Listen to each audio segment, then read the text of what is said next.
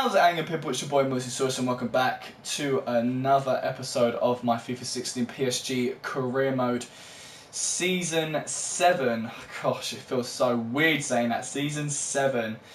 So I'm your number one fan for lazy gaming and simulated FIFA, and today we are going to be kicking off this season with some transfer negotiations. Now, I have no idea what I'm doing. I didn't think about it. I was getting hot and sweaty thinking about it because the stress from all of this is immense. But I do enjoy this part of the game the most, but I wanted you guys to experience all of my decision making firsthand. So the first thing I'm going to do is, due to the fact that we have so many funds, I'm going to go into my sell players section, and all these players that have been loaned out, I want to bring them back in. If I don't bring them back in, I can't then decide using the squad section on who is going to be in my first team and who perhaps is going to be in my second team. I know what you're thinking, dude, that is a completely waste of money, but the way I see it, over the last couple of seasons, I've been filthy rich. I know how to make money and I'm pretty damn sure I'm good at it. So guys, money is not an issue with me. I mean, the fact of the matter is, I don't know whether or not I'm going to be bringing any players in. As far as I'm concerned, I've got one hell of a strong squad. So why fix something that ain't broken? That's the way I see it. So the first name who was in Manchester City for this season is Neymar. The reason why I loaned him out is because one of my subscribers had full power of this career mode at some point, and they made me boost his wages to $856,000 a week. His value is ridiculous, and in my head I'm thinking to myself, you know what, I think it's time that we get rid of Neymar simply because of his wages. It's just too much, and I know I said that we're filthy rich and we can afford him, but he only plays in one position. Now don't get me wrong, he's a phenomenal player and arguably one of the best, but he plays in one position. Now, I don't really like a player who only plays in one position. I like flexible players, and Neymar is just not that. Now, if I was to press R3 and have a look at his specialities, he does have a lot of, he does have the complete forward speciality, which, you know, the player is multi-talented and excels in a number of key attacking areas, making him the complete forward package. So as far as I'm concerned, for simulated FIFA reasons, he can play left wing, right wing, striker, cam, all of those attacking positions. So yes, I should keep him, but that wage is really putting me off. So I'm going to recall him, which is going to cost me over $11 million. All I've got to do is wait probably for a few weeks and then I get him back. So I really shouldn't be using that amount of money, but guys, this is how much I don't care, because I'm so far into this career mode. I just want to get it done. I want the 15 seasons to be over, so please don't judge.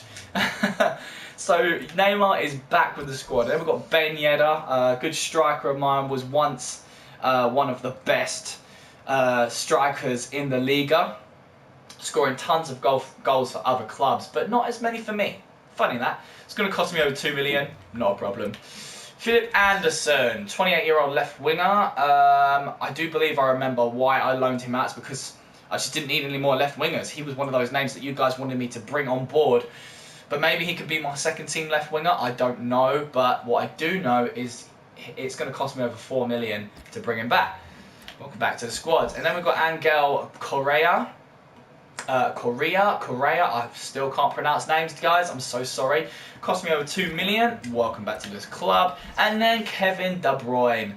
A lot of my players went out to Villarreal CF, and I do hope they had a nice spell there, but he is coming back to the squad for over 4 million. So that's all my players back, which leaves me a transfer budget of $126,326,000. Now that's going to have to be readjusted because I've got no more wage budget, and obviously. So let's boost that to about a budget split of 90 by 10. That seems okay. So we've got 5 emails. They're all returning from loan. Yada, yada, yada. No one cares about that. And now I can officially decide who stays in the first team and who comes out.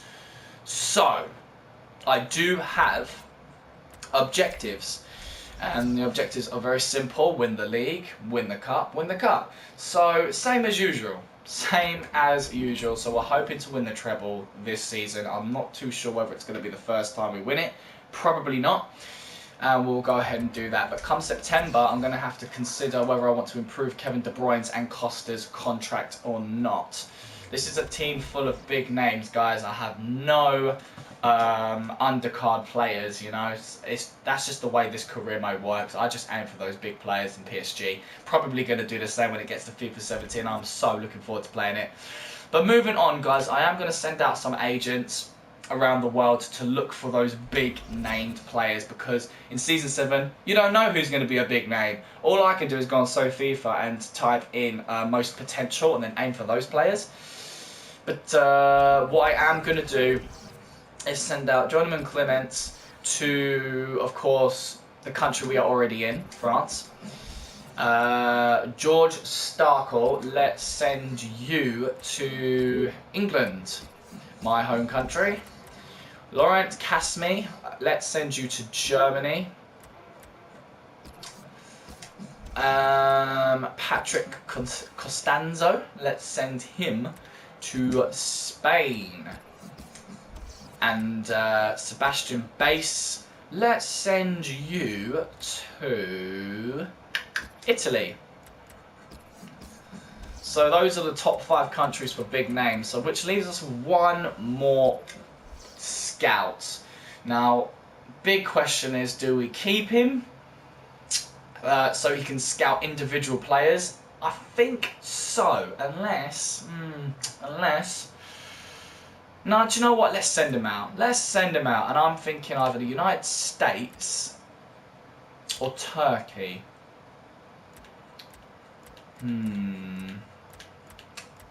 Let's.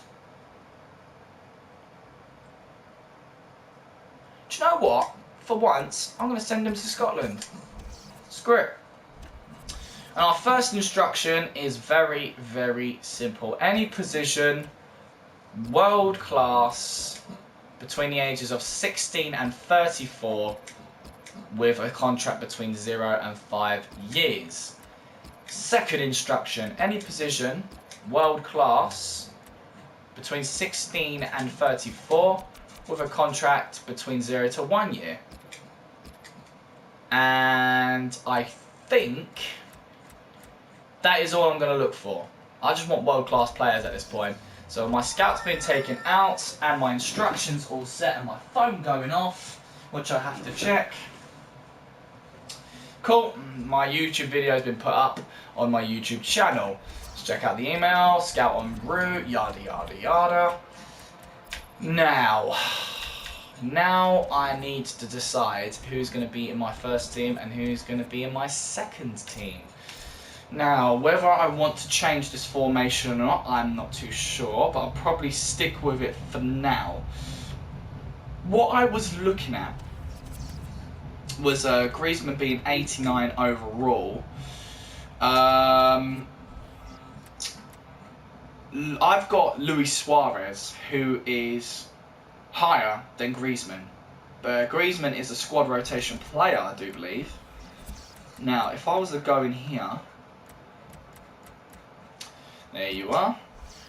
And there you have it, squad rotation player. Griezmann can be part of the second team. You know, I mean, Luis Suarez is still higher than him. He should, by right, be next to Lacazette in the first team. Now, Luis Suarez is a squad rotation player too, but, you know, he's getting older. So I wanted my younger players to be out there. But you know what? I want Luis Suarez to have another crack at the first team gameplay.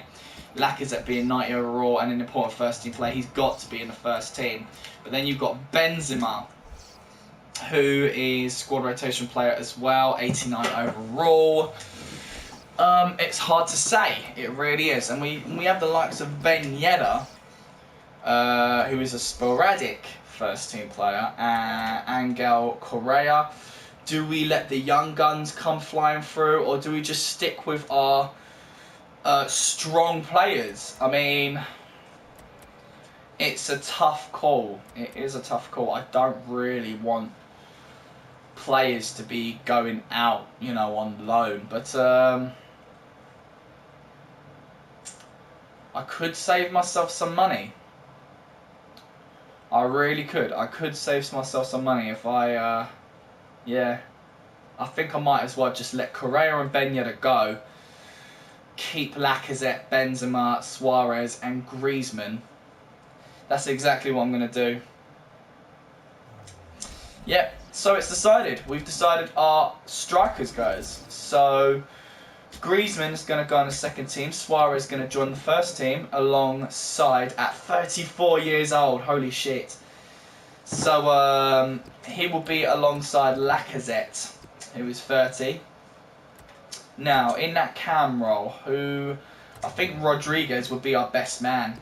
Most definitely, Rodriguez be behind Suarez and Lacazette. In the middle of the park, who do we have? 87 overall, Rakitic. I'm pretty sure we can find ourselves a 90 overall centre midfielder. So Rakitic, you are definitely going to need to consider panicking, because at this point in my career mode I should really be having 90 overall players in my squad, especially for my first team. So we do have the likes of Halilovic to go in that centre midfield. Pogba is of course definitely staying, no doubt about it. He's a right footer. Rakitic is a right footer. Pogba should be on the right. Bale is of course going to stay on the right. Ronaldo being at 36, still at 94 overall. It doesn't just throw my policy in the books, but he's going to have to stay there. But guys, what I will do is, as much as I want you guys to be there for my thinking process and my decision making, it can get a bit it can get a bit boring. So what I'm going to do, I'm going to end the video there. I'm going to post this episode on my YouTube channel, and I'm going to sort my whole team out, all my decisions, and then I'll run through it with you guys in the third episode of Season 7. So guys, without further ado, I've been your boy MillzySawUs, your #1 fella for lazy gaming simulated FIFA. I will see you in the next episode, guys, so stay tuned, and I'll see you next time.